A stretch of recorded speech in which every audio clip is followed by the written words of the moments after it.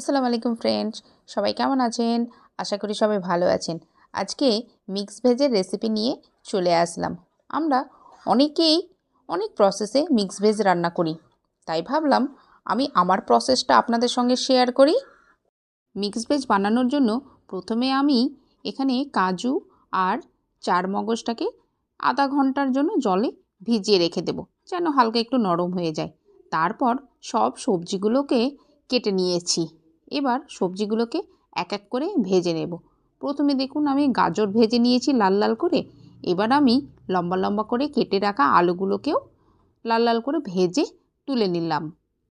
আলুগুলো ফ্রাই করার পর এবার এখানে আমি ক্যাপসিকামগুলোকে কিউব আকারে কেটে নিয়েছিলাম, সেগুলোকেও লাল লাল করে ফ্রাই করে নিলাম।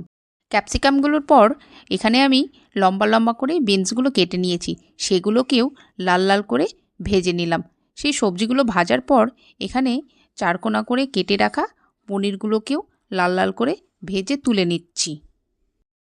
আমি এখানে পনিরগুলোকে বেশি লাল করে ভাজিনি, জাস্ট হালকা ফ্রাই করেছি।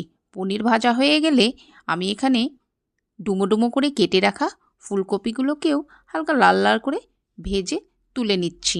এই দেখুন আমার সবজিগুলো প্রায় ভাজা হয়ে গেছে। ওদিকে আমার সব সবজিগুলো ভাজা হয়ে গেছে। এবার একটা আমি মশলা বানিয়ে নেব। মশলার মধ্যে আমি দিয়ে দিচ্ছি কাঁচা পেঁয়াজ, টমেটো, কাঁচা লঙ্কা আর ভিজিয়ে রাখা কাজু আর চারমগজ। এগুলোকে ভালোভাবে পেস্ট করে হালকা তেলের মধ্যে মশলাটা দিয়ে দিতে হবে। এবার এর মধ্যে আমি দিয়ে দিলাম আদা রসুন বাটা। এবার এগুলোকে ভালোভাবে মিক্স করে কষাতে হবে। এবার কিছু শুকনো মশলা অ্যাড করে দিচ্ছি, যেমন লবণ, হলুদ, জিরে গুঁড়ো, ধনে গুঁড়ো, কাশ্মীরি লঙ্কার গুঁড়ো আর সামান্য গোলমরিচ গুঁড়ো। এগুলোকে ভালোভাবে মিশিয়ে নেব।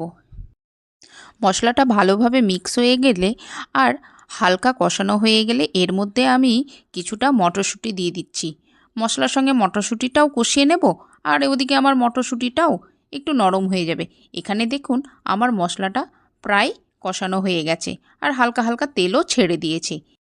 এবার আমি সব ভাজা সবজিগুলো সেই মশলার মধ্যে অ্যাড করে দেব। তারপর সেগুলোকে ভালোভাবে কষাতে থাকবো। আমি এখানে সবজিগুলোর সঙ্গে পনিরটা অ্যাড করিনি। প্রথমে সবজিগুলোকে ভালোভাবে কষিয়ে নিচ্ছি। এখানে হালকা জল দিয়ে আমি সবজিগুলোকে ভালোভাবে কষিয়ে নিলাম। এবার এখানে পনিরটাকে অ্যাড করে দেব। সামান্য জল দিয়েই আমার কিন্তু মিক্স ভেজ রেডি হয়ে যাবে। জাস্ট একটু ঢাকা দিয়ে রেখে দেব। ঢাকনাটা তুলেই ফুটে আসলেই আমার মিক্স ভেজ রেসিপি রেডি। রেসিপিটা আপনাদেরকে কেমন লাগলো অবশ্যই কমেন্ট করে জানাবেন।